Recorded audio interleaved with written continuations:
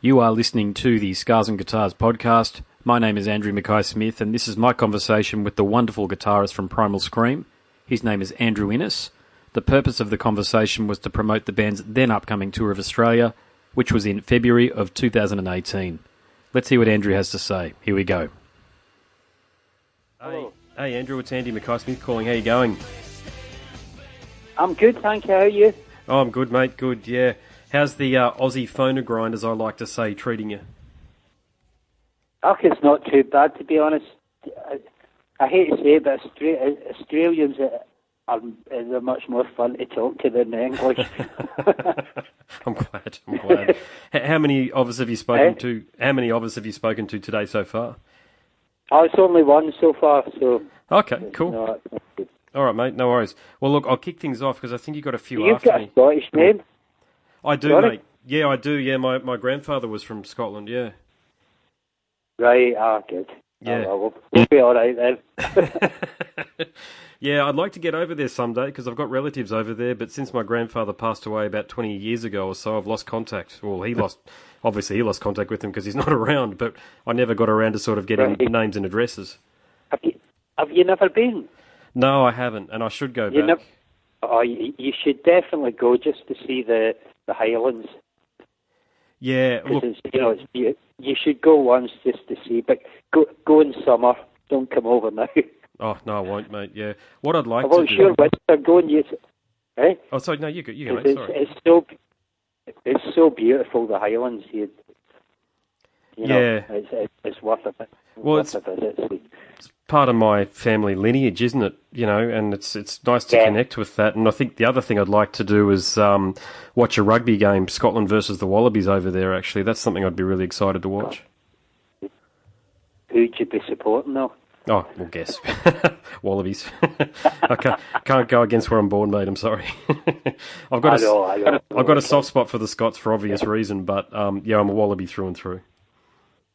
Yeah, because we're no good at anything. Awesome, mate. So, look, I've been looking forward to this chat. I've got to tell you, you've had a wonderful career both in Primal Scream and personally.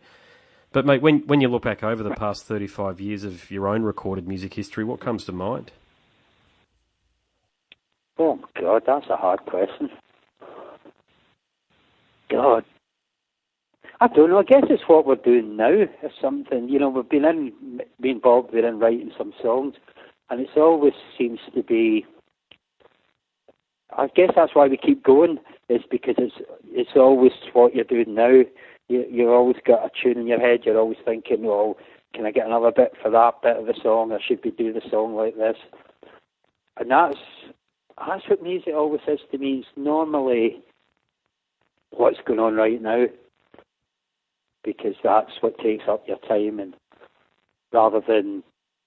Because I know I say that, but sometimes when I'm out and I'm listening to people playing records, and I think to myself, who's this? This is quite good. And then somebody goes, it's you, you effing idiot. Oh, really? That's great. Because I don't sit and listen. Obviously, you don't sit at home playing your own records because I always think that's a bit weird. So, and because generally when you play the stuff live, it evolves into something else.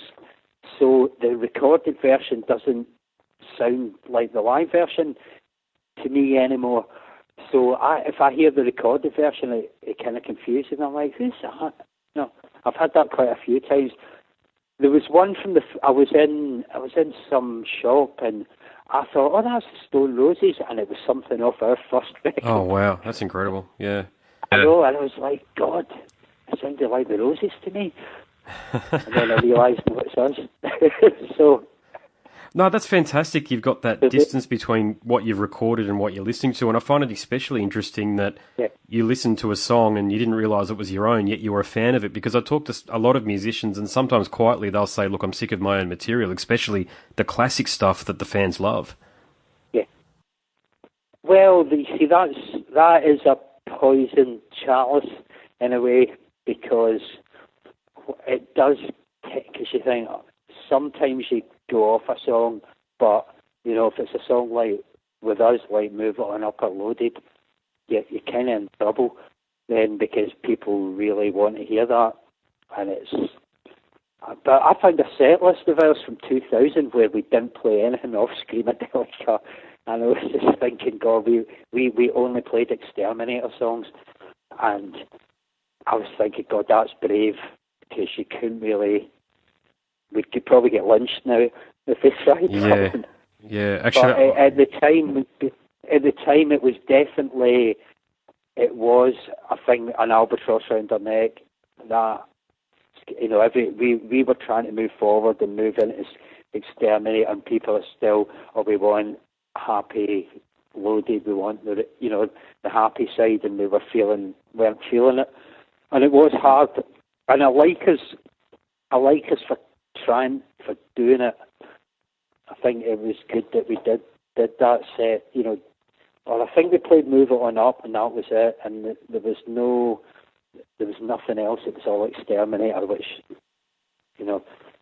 But now, I think as you get older, you kind of you realise it is a legacy, and you realise people do like those songs. And yeah, they do. And you're just happy to be. You know, we're, like you said, it's 35 years. If somebody told me 35 years ago that I'd be going to Australia again in 2017 to play music, I'd have been falling about the floor laughing. You know, you never thought it would. You never thought it would make it to 1988 back then in 1986.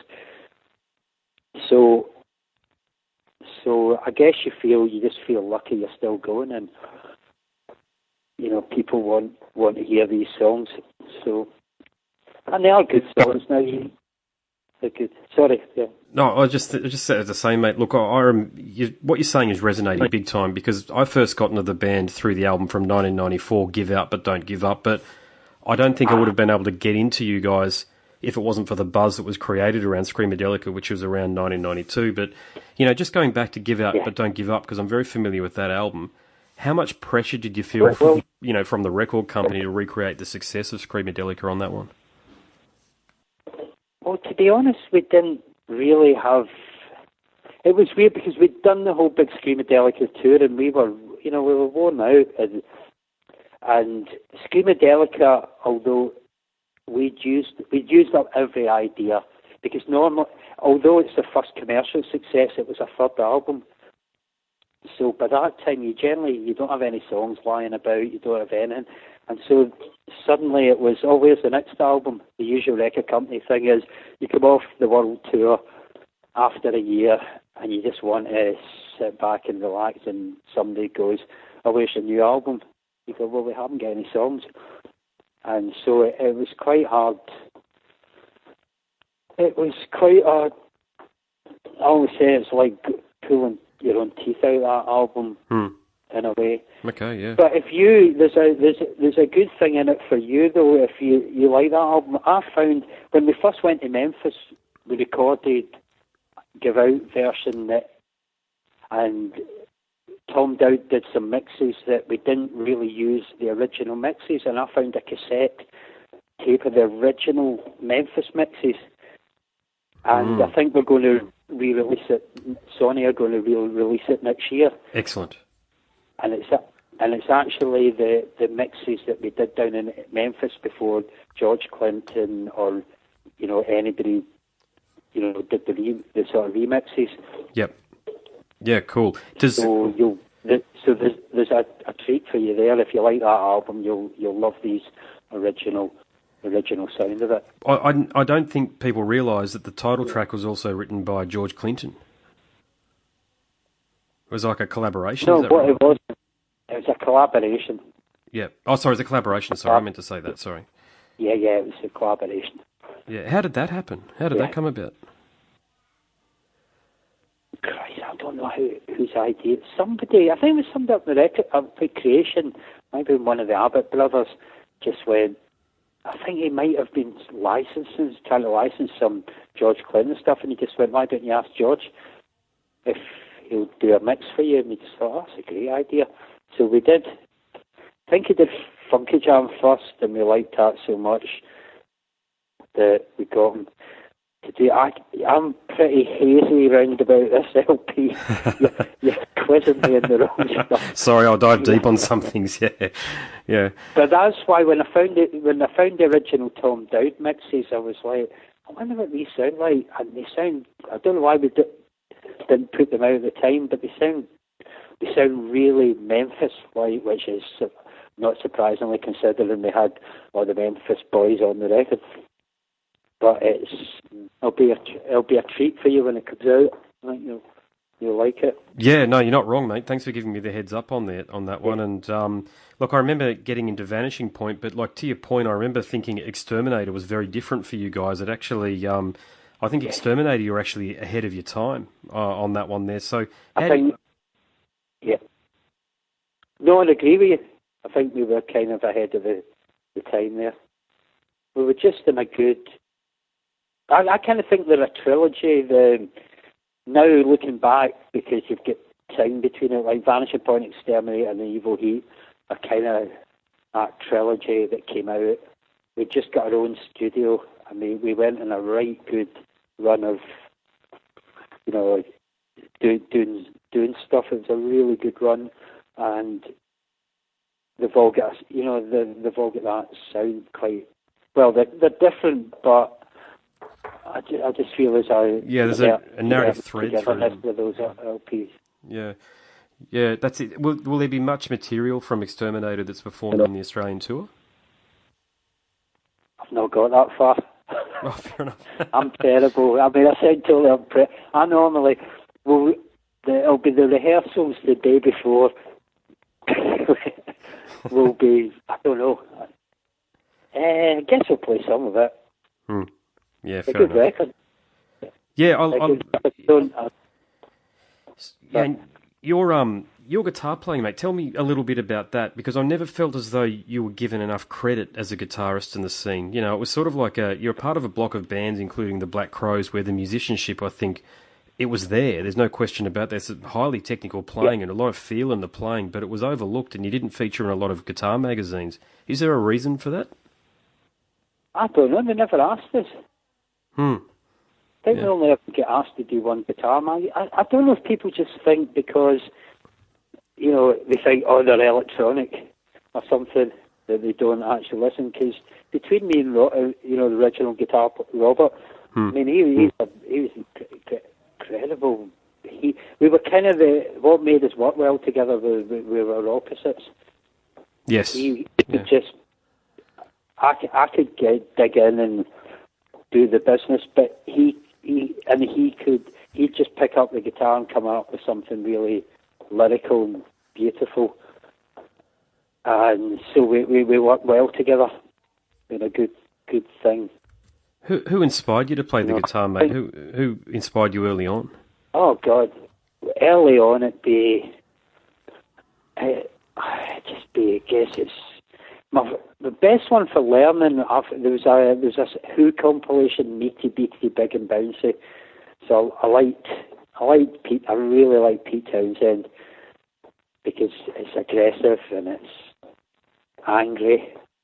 I guess it's he that real, the chord stuff. I really like Townsend. Yeah, I can hear that. First total guy I like is Townsend. I mean, obviously, like the Beatles and the Stones came up through that, and then, but then one of the good ones was Wilco Johnson.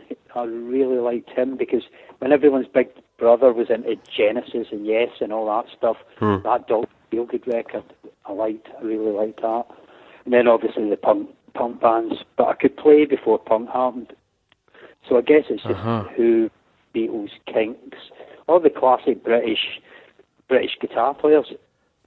I can definitely hear that in your playing, actually, now that you mention it. Yeah. I always wanted to ask you that. So there you go. I know it's not cool to say it, but I love Quo, early Quo. Status Quo. Oh, Status Quo, yeah. Yeah, up to about 76, I love the Quo. And you're not meant to say that because everybody goes, Status Quo. But they were a good band. I think they were a very good live band. They were up there with AC/DC in terms of that, that rock and roll boogie that they had. they could just do it. You're right there. They could blow it. You know, when they played the boogie, it was 3,000 guys in denim in the Glasgow Apollo, all shaking their heads. It was brilliant. Oh, fantastic. And, mate, one of the bands that I think myself and a lot of fans of Primal Scream do associate you with are the Black Crows, and I've already mentioned them, and you seem like transatlantic kindred spirits to me at the very least. Did you ever tour with them? Did you ever have a relationship with them? No, never. Never. I don't think they liked us. Wow, okay. Why? What's not to like?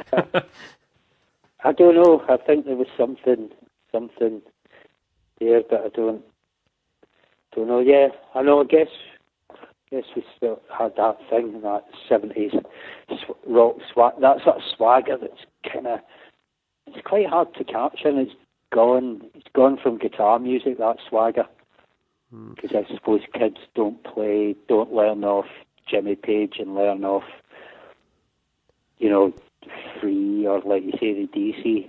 No, I agree with you completely. Yeah, I was doing a review of an album. Sorry, you go, mate. You know what? Go on. I was doing a review. I do a lot of album reviews, and I notice it with some of the bands that are coming out now, mate. They just haven't listened to enough blues, in my view. You know, like I can hear that in your playing that you have, right? And they're missing that that groove and that boogie. I think it came from, you know, the British guitar players who I love. Oh, they were listening to black records. They were listening to R&B. You know, when I say R&B, I mean old R&B. They were listening to Freddie King. They were listening to, you know, Howlin' Wolf. If you listen to Howlin' Wolf, he's probably the funkiest, one of the funkiest bands. Yes. You know, even though it's blues, it's funky, and the guitar playing's funky, and you know, and I guess the British guys were coming from that. They were coming from a love of black music, which maybe, you know, that's gone a lot with the guitar playing now. It's all coming from white.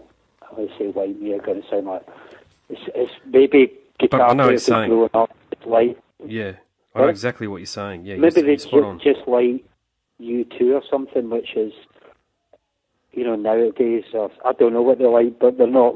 It's not coming from the source, which was always sort of black American R&B records. I think you've just said something really important. I'm in a band, and I talk about this with the guys all the time, and some of them are older than me, but look, my influence, I'm a bass guitarist, and my influences are guys like Larry Graham and Bernard Edwards from Chic, and I take a lot of cues from them when I'm playing, you know, and I do think, I don't know how else to say it, but I do think the black musicians had it right, and, you know, they were able to combine the rock, the groove, and the swagger, and that's where the cue comes from, and I don't think enough young musicians are listening to these guys anymore. Yeah, but it's probably hard because you don't know these influences. I mean, rock and roll by Led Zeppelin, it's just I Hear You Knocking by Little Richard. If you listen to the opening, I Hear You Knocking, but you can't come in, it's rock and roll by Led Zeppelin. Yeah.